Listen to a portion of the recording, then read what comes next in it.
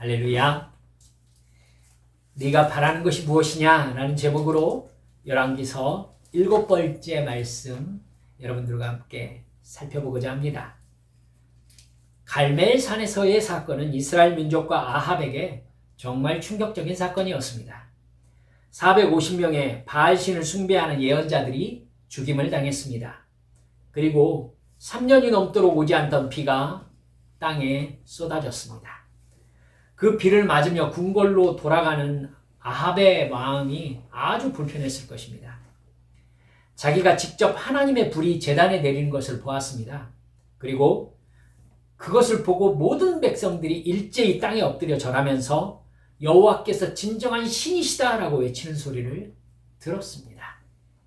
아니나 다를까 여러분, 엘리야라는 이름의 뜻이 여호와께서 하나님이시다라는 뜻입니다. 그의 이름대로 하나님께서 어쩌면 기적을 일으켜 주신 것이지요. 여러분, 그렇게 하나님께서 살아계신 증거를 아합 왕도 보았고 온 이스라엘이 보았습니다. 이제 아합은 어떻게 해야 되죠? 바알 숭배를 포기해야 됩니까? 여러분 아시다시피 바알 숭배야말로 사실 아합 자기의 왕권을 가장 든든하게 지켜주는 배경입니다. 바알은 돈과 힘의 신이지요. 즉 돈과 힘을 가진 왕이 바알 신이 보호해주는 최고 권력자라는 걸 든든하게 백업해주는 신이 바알 신인 겁니다. 여러분, 바알 신은 옳고 그름을 말하지 않습니다. 자기를 섬겨서 돈과 힘을 받으라고 말하는 신입니다. 그러니까 인간이 만든 신이죠. 인간은 옳고 그름을 가지고 시비 거는 신을 절대로 좋아하지 않습니다. 그런 신을 섬기려고 하지 않습니다. 그 신에게 그 신이 원하는 제사를 드리면 내가 원하는 소원을 이루어주는 단순한 신을 원하는 겁니다. 그래서 신화 가운데 나오는 모든 신들은 인간보다 반드시 멍청합니다. 최고신 제우스가 인간보다 영리하던가요? 여러분 그리스 로마 신화 자세히 읽어보세요. 제우스 신을 비롯해서 인간보다 강력한 모든 신이 인간보다 절대 지혜롭지 못합니다. 왜요? 사람이 만들었으니까요. 복잡한 신은 여러분 인간의 소원을 간단하게 이루어주지 않습니다. 그러니까 바알 신에게서 옳고 그름, 다른 여타의 신에서도 옳고 그름 없습니다. 그렇기 때문에 인간의 욕망이 만든 신이라는 것 여러분 기억하시기 바랍니다. 그러나 여호와 하나님은 분명히 옳고 그름의 기준을 제시하는 신이십니다. 이게 다른 모든 신과 완전히 달라요. 돈과 힘으로 여호와께서 만드신 옳고 그름의 기준을 정한 율법 뭉개버릴 수가 없습니다. 아합 왕이 백성들에게 돈을 벌게 해주고 강한 군사력으로 나라를 지켜주고 있는데도 불구하고 여호와라는 신은 끊임없이 선지자를 보내서 자기에게 회개하라고 하고 있습니다. 뭘 잘못했죠? 아합이 생각할 때는 더 뭘 해줘야 됩니까? 왕이든 누구든 하나님의 말씀대로 행해야 된다는 겁니다. 하나님만 숭배하고 복종해야 된다는 겁니다. 여러분 이거면 왕권에 하나도 도움이 되지 않습니다. 왕이 하나님의 말씀에 순종하지 않고 돈과 힘을 의지해서 자기 왕권을 드러내면 여러분 이래야 신분이 유지되죠. 그러니까 왕이 왕권을 드러내면서 내 말에 복종하라고 하면서 그 복종을 강제하는 방법으로서 군사력을 가지고 있는 것 이건 신분 질서에 의해서 당연한 위치입니다. 여러분 근데 그런 개념을 가지고 왕이 자기됨을 드러내면 반드시 여호와 하나님은 선지자를 보내서 한낱 백성에 불과한 선지자가 왕이 잘못했으니 하나님 앞에 회개해야 된다고 왕에게 반항을 합니다. 하나님 나라에서는요 모든 사람들이 하나님의 말씀에 순종하는 사람 아니면 불순종하는 사람 이렇게 둘로밖에 나눠져 있지 않습니다. 왕이니 신하니 이런 것들 그 다음 부수적인 위치일 뿐입니다. 그리고 하나님 나라에서 그 직위는 그야말로 섬기는 직분입니다. 그런데 갈멜산에서 바알 신의 선지자들과 엘리야의 대결을 수많은 국민들이 구경하는 가운데에서 하늘에서 불이 내려오고 말았습니다. 그것도 바알신이 번개를 쥐고 있는 폭풍의 신으로서 돈과 힘의 신인데 정작 여호와 하나님께서 여호와의 제단 위에 불을 내리꽂으셨습니다. 그리고 폭풍이라고 할 만한 비가 내렸습니다. 이 사건은 과연 누가 진정으로 살아있는 신이냐라는 질문에서부터 누가 정말로 돈과 권력을 가진 신이냐의 문제까지 일으켰습니다. 누구죠? 바알은 돈, 폭풍의 신도 아니었고요. 힘, 창을 든 신도 아니었습니다. 아무것도 아니었어요. 하나님이 그 신이었습니다. 이스라엘은 자기들의 육신의 욕망을 이루어줄 신을 소유하고 싶어서 바알을 숭배했는데 오히려 여호와 하나님이 이스라엘을 소유하고 있다는 증거를 갈멜산에서 드러내셔 버렸습니다. 아합의 고민은 컸을 것입니다. 여러분, 갈멜산의 메시지는 아합 너도 하나님의 손안에 있는 도구에 불과하다. 이거였기 때문입니다. 자기가 아끼던 바알신의 선지자들을 엘리야가 모두 다 죽였지 않습니까? 450명이나. 바알신의 선지자가 남아있나 싶을 정도의 숫자가 살해를 당한 겁니다. 아합이 승질 안 났겠습니까? 근데 아합이 그런 일을 저지른 엘리야를 죽이면 어떻게 됐겠습니까? 아합은 두려웠을 것입니다. 하늘에서 불을 제단 위에 내리꽂은 여호와가 자기를 어떻게 할지 두려울 수밖에 없죠. 여러분, 엘리야는 어떤 기대를 했겠습니까? 그야말로 여호와 하나님을 섬기는 이스라엘의 신앙이 회복될 것이라는 기대를 했을 것입니다. 자기가 바알의 선지자들을 다 죽였습니다. 그리고 아합이 자기에게 아무 말도 하지 못하고 궁궐로 돌아갔습니다. 백성들이 모두 자리에 엎드려서 여호와께서 참 신이시다 외쳤습니다. 된 거잖아요. 무엇보다 눈에 보이는 엄청난 기적이 다 본 증인이 되었지 않습니까? 아합이 압도되었습니다. 여러분, 신앙 회복에 큰 계기가 마련되었다고 평가할 만한 사건이 벌어진 겁니다. 그러나 그 다음날 엘리야의 기대가 완전히 깨져버리죠. 궁궐로 돌아간 아합이 부인 이세벨에게 이런 일이 있었다라고 얘기를 합니다. 그러자 이세벨이 2절에 나온 이야기를 합니다. 이세벨이 사신을 엘리야에게 보내어 이르되 내가 내일 이맘때에는 반드시 네 생명을 저 사람 중 한 사람의 생명과 같게 하리라. 네가 죽인 바알 선지자처럼 너를 내가 죽이겠다 이 얘기죠. 그렇게 하지 아니하면 신들이 내게 벌 위에 벌을 내림이 마땅하니라 한지라. 이세벨은 자기 이름을 걸고 엘리야를 반드시 죽여버리겠다고 맹세하고 엘리야에게 그 사실을 통보한 것입니다. 여러분, 당시 북이스라엘은 사실상 이세벨이 통치하고 있다고 해도 과언이 아닌 상태였습니다. 북이스라엘의 바알 숭배를 들여와서 종교 통합을 이룬 사람이 이세벨이었기 때문입니다. 그녀가 하겠다면 아합은 전적으로 수행해 오고 있었습니다. 3절, 4절을 보면 이세벨의 협박을 들은 엘리야가 엄청나게 낙심합니다. 그리고 생명을 위하여 도망하였다고 기록하고 있지요. 그가 이 형편을 보고 일어나 자기의 생명을 위해 도망하여 유다에 속한 브엘세바에 이르러 자기의 사환을 그곳에 머물게 하고 자신은 광야로 들어가 하룻길쯤 가서 한 로뎀나무 아래에 앉아서 자기가 죽기를 원하여 이르되 여호와여 넉넉하오니 지금 내 생명을 거두시옵소서. 나는 내 조상들보다 낫지 못하니이다 하고 엘리야는요 사람 없는 광야로 도망갔습니다. 그리고 하나님께 자기를 죽여달라고 기도합니다. 여러분, 하나님께 도움을 요청하는 겁니까? 아니죠. 반항이죠. 반항입니다. 이세벨에게 잡혀 죽느니 하나님 당신께서 죽여주십시오. 이 꼴 보자고 저를 갈멜산에 보내셨냐는 말입니다. 엘리야는 로뎀나무 그늘 아래 들어가 잡니다. 하지만 여러분, 여러분께 말씀드렸듯이 로뎀나무는요, 광야에서 자라나는 관목입니다. 관목. 흔히들 발음이 이쁘니까 로뎀나무 이쁘잖아요. 그래서 로뎀이라는 말이 잘 쓰이는데, 여러분, 로뎀나무는 단단한 나무입니다만은 사막 광야에서 나는 나무들은 이파리가 작을 수밖에 없죠. 선인장 가시가 무엇입니까? 이파리잖아요, 사실은. 그렇죠? 이만합니다. 이만해요. 이파리가. 그 이파리들이 이렇게 나 있는 거예요. 여러분, 그러면 지금 엘리야의 목적을 달성할 수 있나요? 엘리야가 왜 로뎀나무 그늘 아래 들어가요?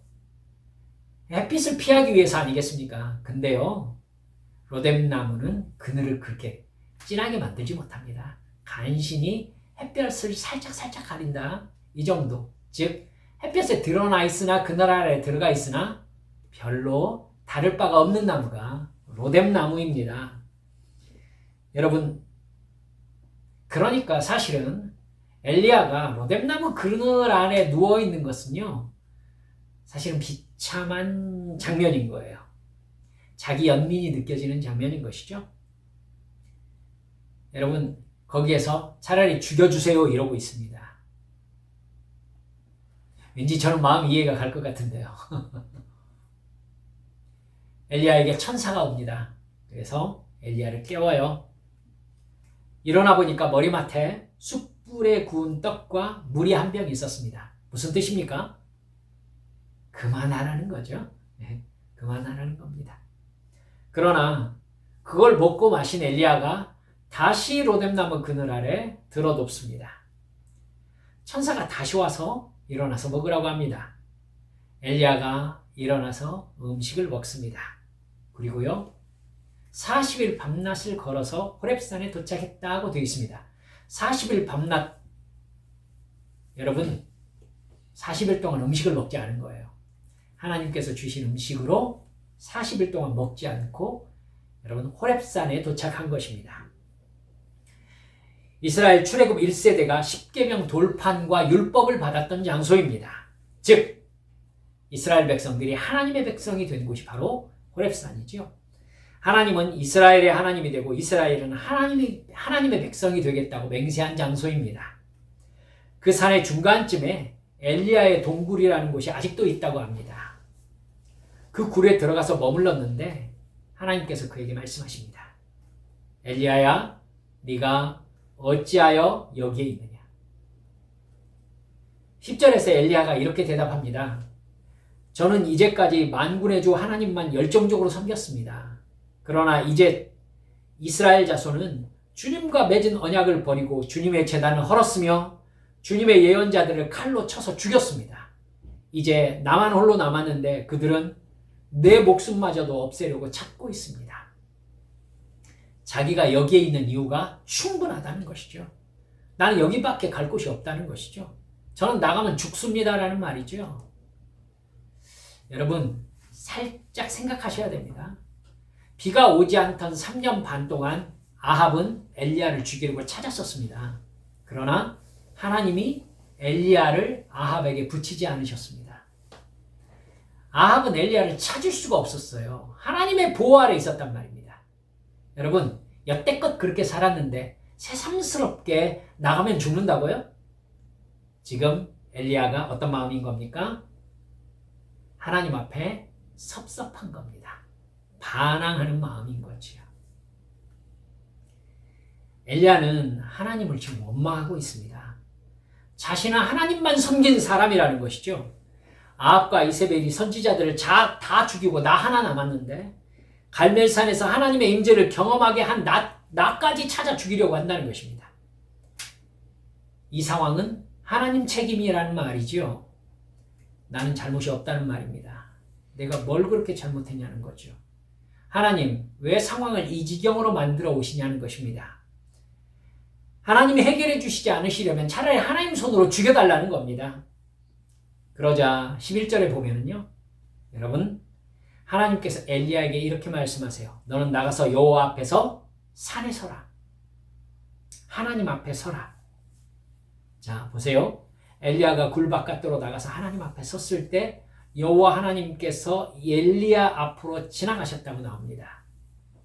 첫 번째로 크고 강한 바람이 산을 가르고 바위를 부수는 현상이 벌어졌습니다. 여러분, 바람이 산을 가르고 바위를 부술 정도면 시속 몇 킬로겠습니까? 어마어마한 바람이 부는 것이죠. 근데 성경은요, 마치 누구의 기대였을까요? 그 바람 가운데 여호와께서 계시지 아니하였다, 이렇게 언급합니다. 둘째로 그 바람이 지나간 후에 지진이 일어났습니다. 여러분, 지진이 무엇입니까? 땅이 흔들리는 거예요. 땅이 갈라지는 겁니다. 근데 여러분, 그 지진 가운데에서도 여호와께서 계시지 않았다는 겁니다. 셋째로 그 지진이 지나간 후에 불이 지나갔습니다. 그런데 그 불 속에서도 여호와 하나님이 계시지 않았습니다.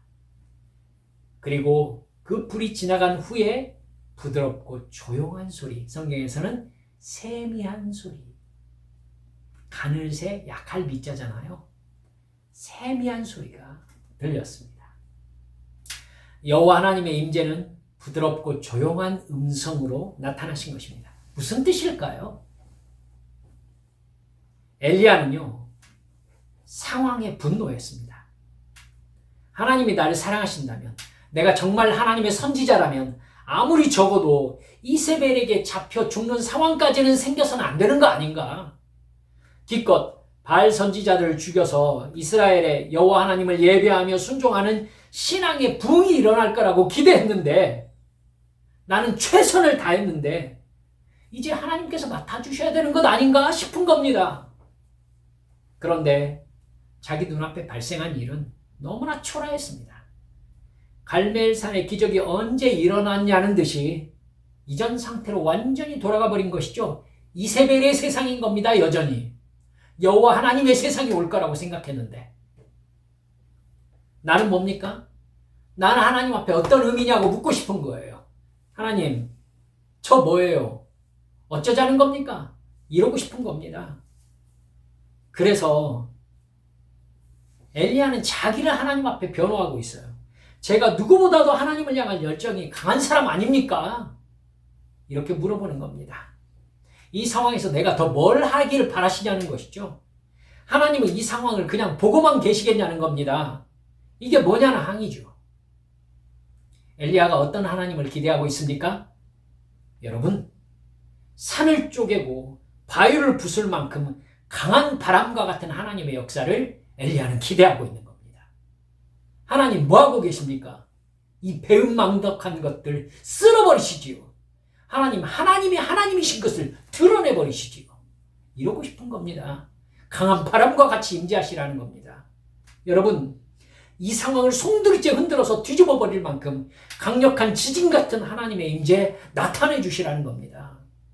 모든 것을 녹여버리고 불태워 없애버리는 불같은 하나님의 임재를 보여주시라는 겁니다. 여러분, 심판의 하나님이 나타나시기를 엘리야는 기대하고 있는 겁니다. 아합과 이세벨을 가만두지 마시라는 거지요. 갈멜산의 재물을 불로 태워버린 여호와의 임재를 지금 이 상황에도 나타내 주시라는 것입니다. 제가 기도했을 때 응답해 주시지 않았습니까? 여러분, 이것이 우리가 찾는 하나님의 모습이기도 하다는 것을 기억하십시다. 우리가 힘들고 어려울 때 하나님 앞에 엎드려 기도하면서 엘리야와 같은 위기 상황에서 차라리 하나님 나를 죽여주시든지 아니면 당신의 기적적인 방법으로 나를 살려주시고 형통하게 해주시라는 방법으로 하나님 앞에 기도하러 나갈 때가 참 많습니다. 나는 나름대로 최선을 다해 하나님을 섬기면서 죄 짓지 않으려고 애쓰면서 하나님의 인도하심을 따라 여기까지 왔다는 겁니다. 그런데 하나님, 이 상황이 뭐냐는 것이죠. 더 어떻게 하냐는 겁니다.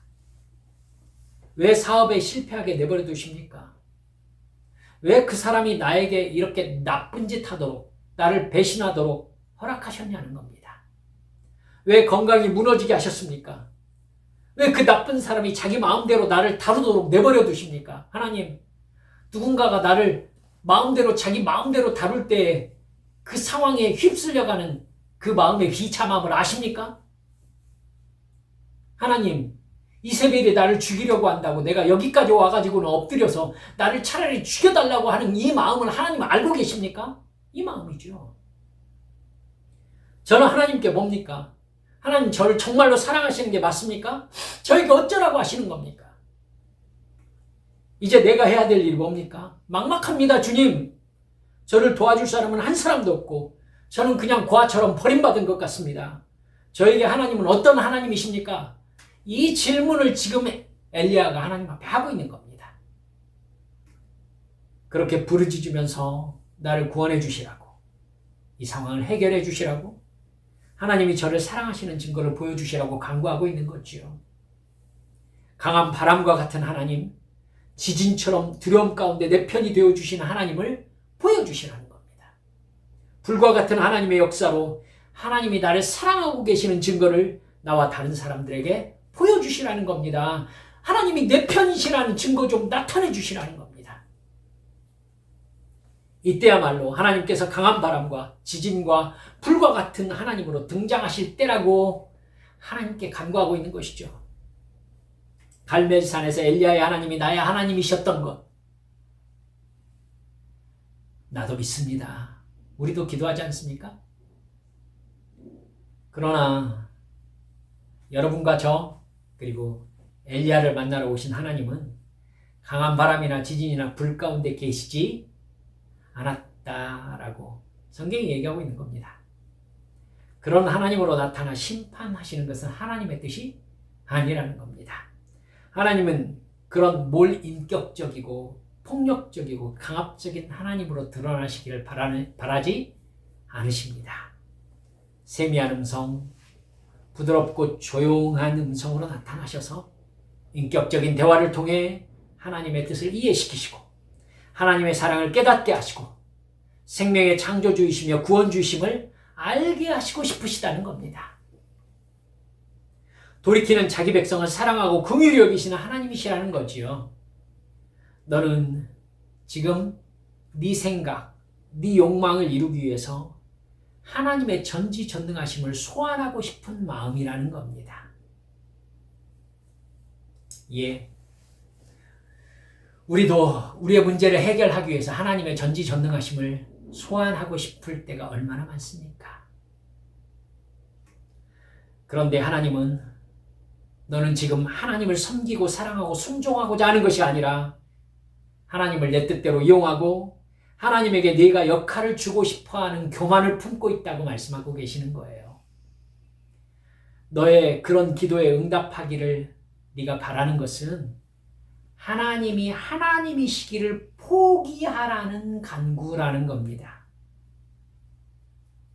너의 도구가 되어주기를 네가 원하고 있으니 하나님께서 네 욕망을 이루는 도구로 너는 인식되느냐라고 우리에게 물어보고 계시는 것이죠. 하나님은 그렇게 엘리야에게 두 번째 나타나십니다. 엘리야야, 네가 어찌하여 여기에 있느냐? 똑같은 질문하고 계시죠. 그렇죠?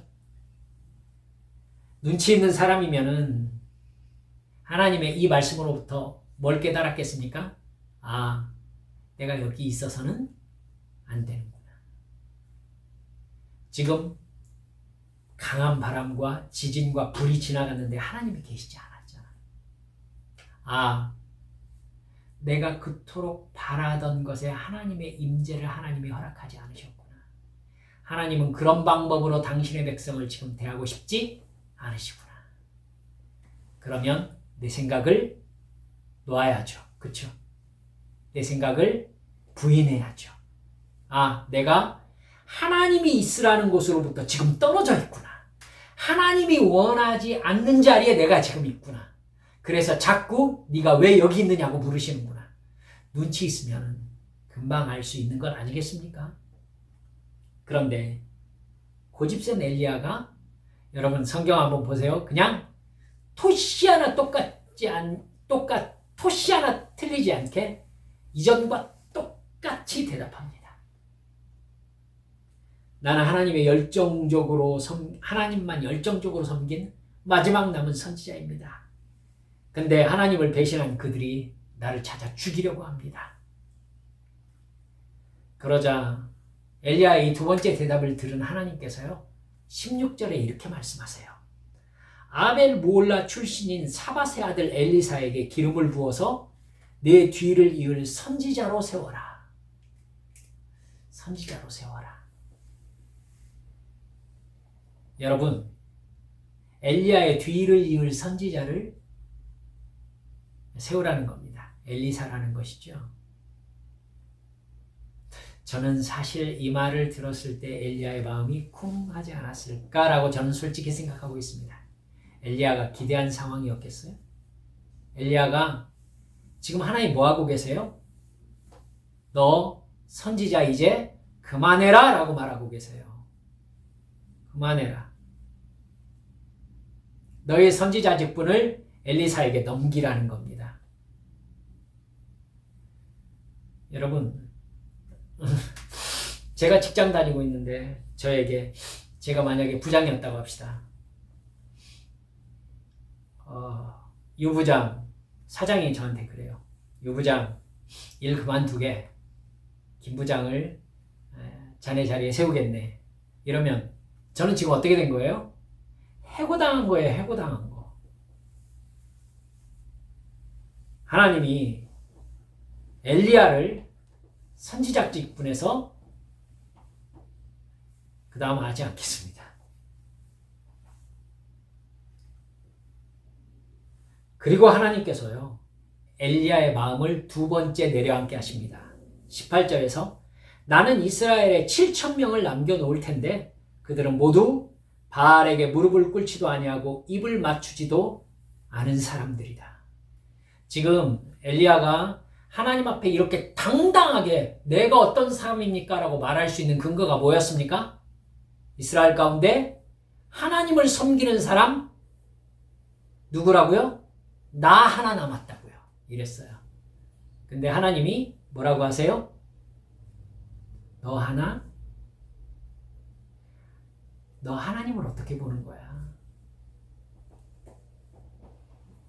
너 하나님이 지금 이스라엘에 너 하나 남겨두었다라고 생각해? 바알에게 무릎을 꿇지도 않고 바알에게 우상 숭배 의식에 참여하지 않은 나의 종이 7,000명이 있다. 상황이 완전히 뒤집혔습니다. 여러분, 하나님은요, 엘리야처럼 쓸 수 있는 사람이 7,000명이나 있었다는 겁니다. 그리고 그 중에 내가 너를 사랑해서 너를 택하여 갈멜산의 기적을 일으키도록 하나님께서 만들었다는 것입니다. 너 마치 하나님이 아쉬운 분으로 생각했나 본데 아니야. 네가 한 모든 행동은 하나님이 너를 사랑하시는 증거였고 너에게 베푼 은혜였어. 이렇게 말씀하고 계시는 거예요. 사랑하는 여러분들, 엘리야는 이런 하나님의 대답을 기대하지 않았을 것입니다. 하나님이 자기 말에 그래 맞아. 너 하나 남았는데 너까지 없으면 내가 어떡하겠니? 그래, 나의 임재를 나타내 주마. 이렇게 말하길 기다렸겠지요. 그러나 마치 자기가 하나님을 보호한 것처럼, 자기가 하나님을 지켜준 것처럼, 하나님의 역사를 자기가 일으킨 것처럼 엘리야는 이 순간에만큼은 틀림없이 교만했습니다. 여러분, 근데 그런 걸 하나님께서는 아주 싫어하십니다. 하나님은 한 사람에게 매달려 쩔쩔매시는 그런 나약한 신이 아니세요. 엘리야는 수많은 사람 중에 선택함의 은혜를 받은 사람임을 깨닫고 하나님이 이끄시는 대로 그저 순종의 길을 가야 마땅했습니다. 여러분, 나는 하나님과 어떤 관계를 맺고 있습니까?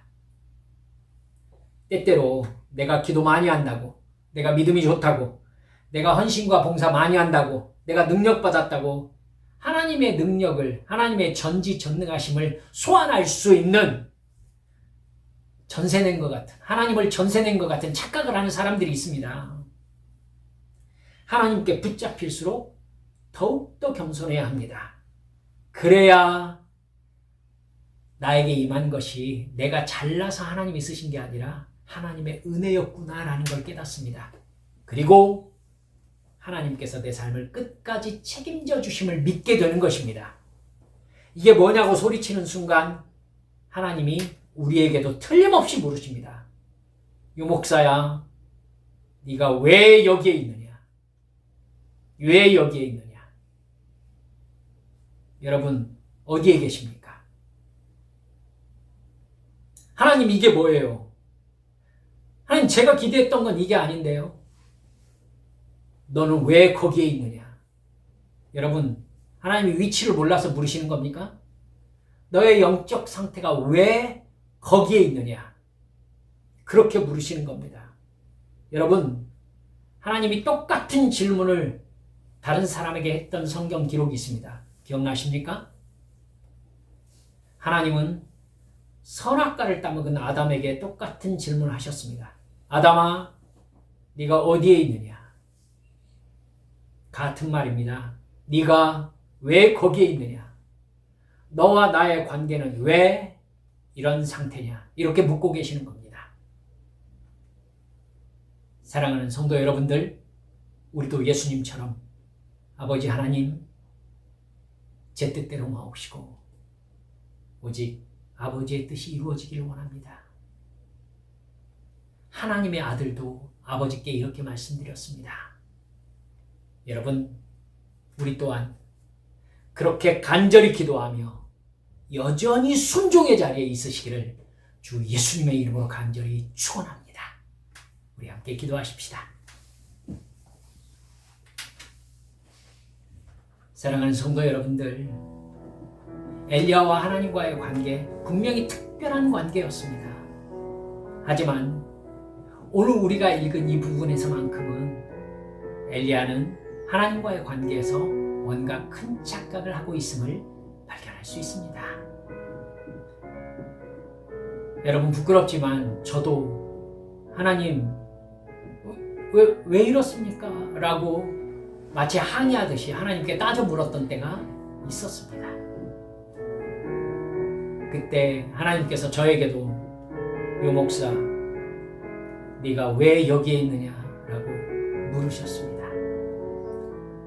여러분, 하나님의 임재, 하나님의 함께하심에 붙잡혀 있는 이상, 여호와께서 나의 목자인 이상, 여러분, 양은 따라가는 겁니다.